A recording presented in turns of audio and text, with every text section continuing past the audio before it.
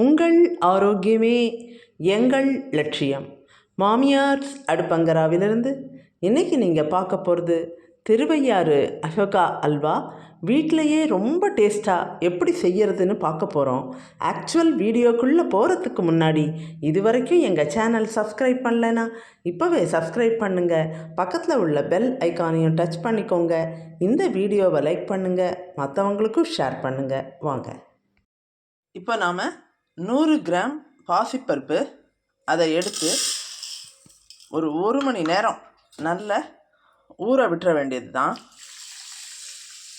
பாருங்கள், இப்போ 1 மணி நேரத்துக்கு அப்புறமா இந்த ஊற வச்ச பாசிப்பருப்பை நம்ம ப்ரெஷர் குக் பண்ணி நல்ல வெந்து, மலரெல்லாம் வேக வேண்டாம், ஸோ நல்ல வெந்து எடுத்து ஒரு 4-5 விசில் நல்ல குழைவாக வேக வச்சு எடுத்துகிட்டு வரலாம். ப்ரெஷர் குக் ஆகிட்டுருக்கு. ஒரு நல்ல 5-6 விசில், ஈவன் அந்த அளவுக்கு 4-5 விசில் போதும். இன்கேஸ் நல்ல குழைவாக வேணும் அப்படிங்கிறதுனால சில சமயம் நம்ம 5-6 விசிலுக்கு கூட we can give ப்ரிஃபரன்ஸ். ஒரு நான்ஸ்டிக் கடாயை எடுத்துக்கலாம். அதில் ஒரு 2 டேபிள் ஸ்பூன் நெய்யை விட்டு ஃபஸ்ட்டு முந்திரி பருப்பு அதை வறுத்து எடுத்துப்போம். இப்போ முந்திரி பருப்பை நல்ல கோல்டன் கலரில் ஃப்ரை பண்ணி எடுத்து வச்சுக்க போகிறோம். இப்போ நீங்கள் திருவையாறு போய் தான் அசோகா அல்வா சாப்பிட முடியும், அந்த திருவையாறு அசோகா அல்வா. ஆனால் இன்றைக்கி நீங்கள் வீட்டிலையே எப்படி திருவையாறு போகாமையே அந்த திருவையாறு அசோகா அல்வா சாப்பிடலாம் அப்படிங்கிறத செஞ்சு சாப்பிடலாங்கிறத தான் நம்ம இந்த ரெசிப்பியில் கொண்டு வந்திருக்கோம். அதுவும் நல்ல வழக்கம் போல் நல்ல குவாலிட்டி ப்ராடக்ட்ஸ், சுத்தமாக சுகாதாரமாக எப்படி செய்கிறது அப்படிங்கிறது தான் நம்ம பார்க்க போகிறோம். கோல்டன் ஃப்ரை ஆயாச்சு, எடுத்து வச்சிடலாம். முந்திரி பருப்பு வறுத்த நெய்யிலேயே 2 டேபிள் ஸ்பூன் கோதுமை மாவு. இப்போ இதை அப்படியே வச்சு வாசனை வர நம்ம வறுக்க வேண்டியதுதான். இதுக்கான டைமிங்ஸ்லாம் ரொம்ப குறைவாக தான் ஆகும். ஸோ இந்த கோதுமை மாவை நாம் வறுத்து எடுத்தாச்சு. இந்த ஃப்ளேவர் பிரமாதமாக இருக்குது நெய்யில் கோதுமை மாவை வறுத்தது.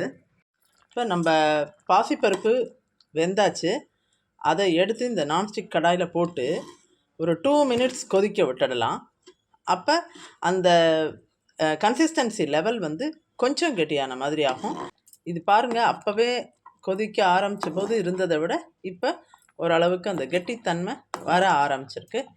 இந்த ஸ்டேஜில் நாம் அடுத்த லெவலுக்கு போகலாம். இதில் நாம் எடுத்து வறுத்து வச்சுருக்கோம் இல்லையா கோதுமை மாவு, ஒரு 2 டேபிள் ஸ்பூனு, அதை இதில் போட்டு நல்ல திருப்பி கலந்து கொடுத்துட வேண்டியது தான்.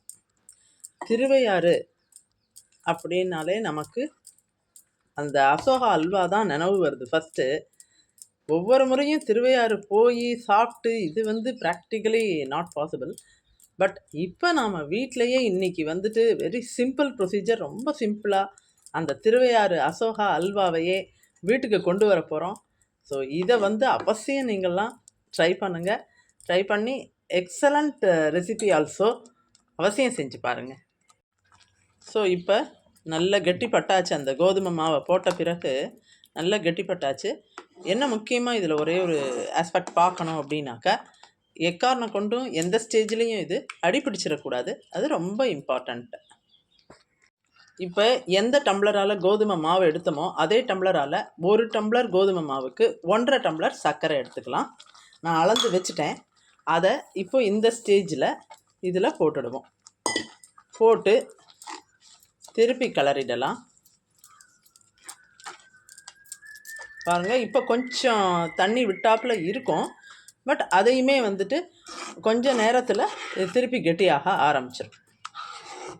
அது வரைக்கும் இதை அப்படியே கிளறி கொடுக்க வேண்டியது தான். செய்ய ஆரம்பிச்சிடும். இப்போ இது திருப்பியும் கிளறிட்டே வந்ததில் நல்ல ஒரு கெட்டிப்பட ஆரம்பித்தாச்சு. அடிப்பிடிக்காமல் இருக்கணுங்கிறதுனால அப்பப்போ கிளறி கொடுக்குறோம். இந்த சமயத்தில் இந்த சர்க்கரையை அப்படியே சேர்த்ததும் அப்போ இருந்ததை விட கொஞ்சம் நேர்த்து திருப்பி கெட்டியாக இருக்குது. இப்போ கெட்டிப்பட்ட பிறகு கேசரி பவுடர் தண்ணியில் கரைச்சி விட்டாச்சு. இதையும் கலந்து கொடுத்துருவோம். கலர் பார்த்தீங்களா, சூப்பர்பு. பார்த்தாலே சாப்பிடணுங்கிற ஆசை வந்துடும், அந்த அளவுக்கு இருக்குது. ரொம்ப அருமையாக வருது. இந்த வாசனை எல்லாம் வந்து அந்த நெய்யில் வறுக்கும் போதே நமக்கு அந்த ஸ்வீட்டோட டெக்ஸ்டர், அந்த that is quality of the sweet தெரிஞ்சிடும். நல்லா கலரி கொடுத்துடலாம். இப்போ இந்த ஏலக்காய் போடும்போது உங்களுக்குலாம் ஒரு சின்ன இன்ஃபர்மேஷன் கொடுக்குறேன். ஏலக்காயை பொறுத்த வரைக்கும் ஒரு 50 கிராம் 25 கிராம் அப்படி வாங்கி வச்சுக்கோங்க. வாங்கிட்டு 50 கிராம் அப்படின்னா 2 ஸ்பூன் அரிசி அதையும் போட்டு வாணலியில் நல்லா அப்படியே ஒரு சூடு வர ஃப்ரை பண்ணிவிட்டு அதுக்கப்புறம் மிக்சியில் பொடி பண்ணி ஏலக்காய் பொடி ரெடி பண்ணிட்டீங்கன்னா, இந்த மாதிரி ஸ்வீட்டுக்கும் போது நம்ம தனியாக உட்காந்து ஏலக்காயை தட்டிட்டோ இடிச்சிட்டோ இருக்க வேண்டிய அவசியம் இருக்காது.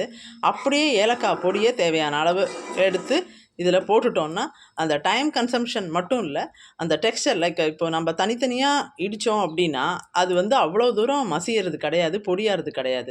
நீங்கள் 5 ஏலக்காயை எடுத்து மிக்சியில் போட்டாலும் அது அவ்வளோ தூரம் மசியாது. ஸோ அந்த இதெல்லாம் நம்ம ப்ராக்டிக்கலாக எப்படி அதை ஈசன் பண்ணிக்கிறது, கம்ஃபர்ட் லெவல் கூட்டிக்கிறது அப்படின்னாக்கா, நீங்கள் வந்து வாங்கும்போதே ஒரு 25-50 கிராம் வாங்கிட்டு 50 கிராமுக்கு 2 ஸ்பூன் அரிசி அந்த விகிதத்தில் வச்சு வாணலியில் அதை சூடு பண்ணி மிக்சியில் பொடி பண்ணி வச்சிட்டிங்கன்னா தேவையான போது அந்த ஏலக்காய் பவுடரை அருமையாக யூஸ் பண்ணிக்கலாம். ஏலக்காய் பவுடரை அந்த அசோகா அல்வாவில் சேர்த்திடலாம். இப்போ வறுத்த முந்திரி பருப்பை இதில் ஆட் பண்ணிடலாம். ஆட் பண்ணிவிட்டு ஒரு தடவை கிளறி விட்ட பிறகு நாம் நெய்யை விட போகிறோம். ஆட் பண்ணிடலாம். பண்ணுங்க. இப்போ இதில் நெய்யை ஆட் பண்ணிகிட்ருக்கோம்.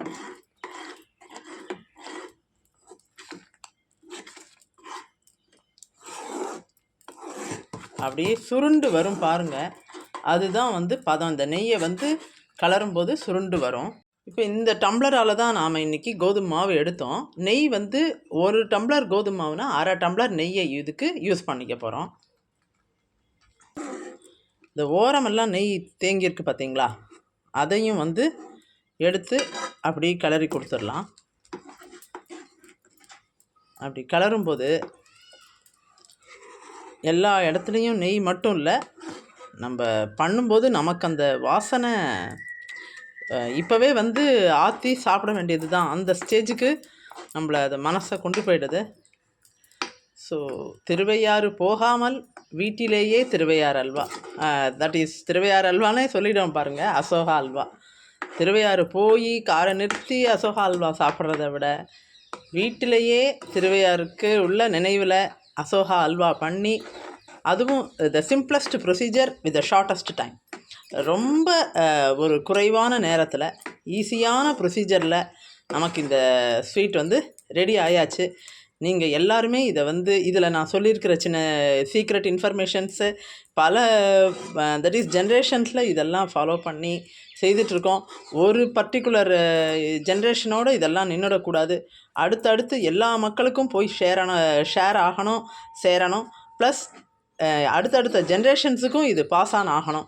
அந்த நோக்கத்தில் தான் நம்ம எப்பவும் பண்ணுற எல்லா விதமான இன்ஃபர்மேஷன் டிப்ஸு எல்லாமே இதில் சேர்த்துருக்கோம். So it's such an excellent recipe. அவசியம் ட்ரை பண்ணுங்கள். So will let's enjoy the recipe also. இது போல் மேலே மேலே மேலே நல்ல நல்ல ரெசிபீஸோட நாம் சேனலில் உங்கள் எல்லாரையும் அடிக்கடி சந்திக்க போகிறோம். We will meet you often.